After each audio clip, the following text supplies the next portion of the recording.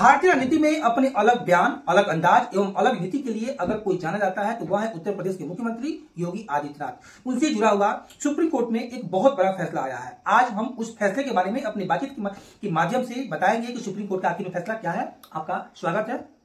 स्वागत है सर आपका भी, और हमारे व्यूवर्स का भी स्वागत है। जो भी हमारा ये वीडियो इंस्टाग्राम, फेसबुक या यूट्यूब के माध्यम से देख रहे हैं, तो आप उस प्लेटफॉर्म पर हमारा ये वीडियो शेयर कीजिए ताकि ज्यादा से ज्यादा लोगों तक हमारी यह जानकारी पहुंच पाए।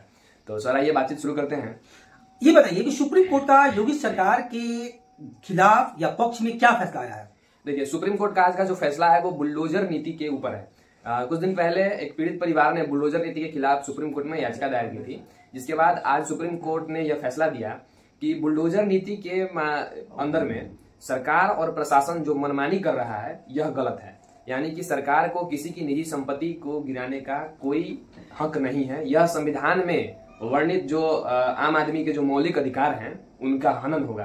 यानी सुप्रीम कोर्ट ने यह भी कहा है कि सबका अपना घर हो, सब एक साथ रहे, सबका आंगन हो, यह सबका सपना होता है, यह सुखद दृश्य है। लेकिन सरकार किसी का घर रातों रात ढहा कर उनको रोड पर ला दे, यह दृश्य देखने में बहुत ही भयावह होगा। यह सुप्रीम कोर्ट की टिप्पणी है।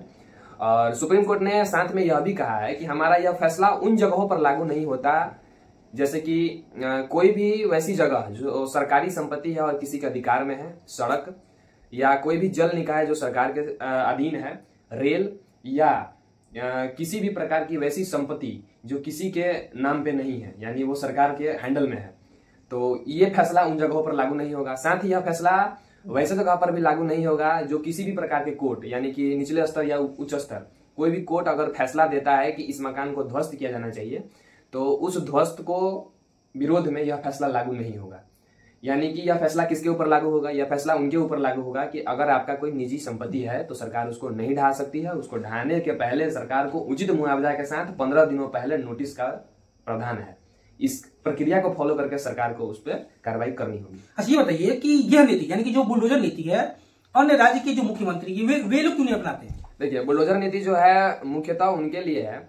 बुलडोजर नीति में ऐसा क्या है? बुलडोजर नीति में ऐसा यही होता है कि जो सरकारें हैं किसी भी सरकारी काम के लिए, सड़क के लिए, रोड के लिए, अस्पताल के लिए, जो भी है, किसी के घर को ढहा देती हैं, किसी के मकान को ढहा देती हैं, किसी को संपत्ति को ध्वस्त कर देती हैं।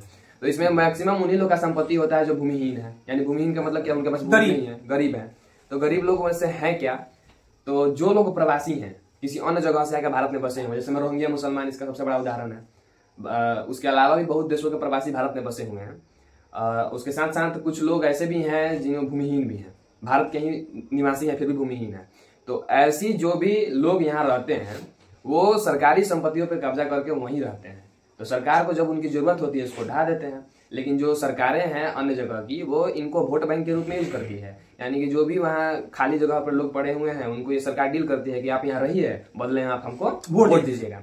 यानी वोट बैंक की राजनीति करते हैं और अपने वोट सत्ता लालच के लोग में, यानी सत्ता के लालच में वो सरकारें ऐसी कोई कदम नहीं उठाती हैं। लेकिन जहाँ की सरकारें सख्त होती हैं, अपने राज्य को सुदृढ़ बनाने का संकल्प लेती हैं या जो विकास के लिए मतलब प्रयासरत हैं और वो देखती हैं कि विकास के रूप में ये लोग कितने बाधक हैं या उनके जगह पर उनका कोई वैकल्पिक उपाय भी करती हैं, तो वो सरकारें इस फैसले को अपनाती हैं। इस फैसले को कड़ा रुख भी अपनाया जाता है। आप लोग इसका सबसे बड़ा उदाहरण उत्तर प्रदेश सरकार आप लोग देखा होगा आप लोगों ने। ये नतीजा हम देख रहे हैं कि हर राज्य की एक अलग ही मांग होती है कि हमारे राज्य में भी ऐसे मुख्यमंत्री हों। आपसे चलते चलते ये बताइए कि आपको सबसे बेहतर मुख्यमंत्री कौन लगते हैं? देखिए, सफाई के मामले में मुझे सबसे बेहतर मुख्यमंत्री योगी आदित्यनाथ लगते हैं। सफाई का मतलब क्या? स्वच्छता? सफाई का मतलब स्वच्छता ये नहीं, सफाई का मतलब है कि भ्रष्टाचार की सफाई, एक तरह से अपराध की सफाई, पाप की सफाई, इन सभी की सफाई के मामले में योगी आदित्यनाथ को देश में नंबर 1 रैंकिंग प्राप्त है और वह अगले प्रधानमंत्री पद के दावेदार भी हैं। यही क्वालिटी है उनकी। तो आपको इस वीडियो में बने रहने के लिए बहुत बहुत धन्यवाद और इस वीडियो को ज्यादा से ज्यादा आप लोग शेयर कीजिएगा।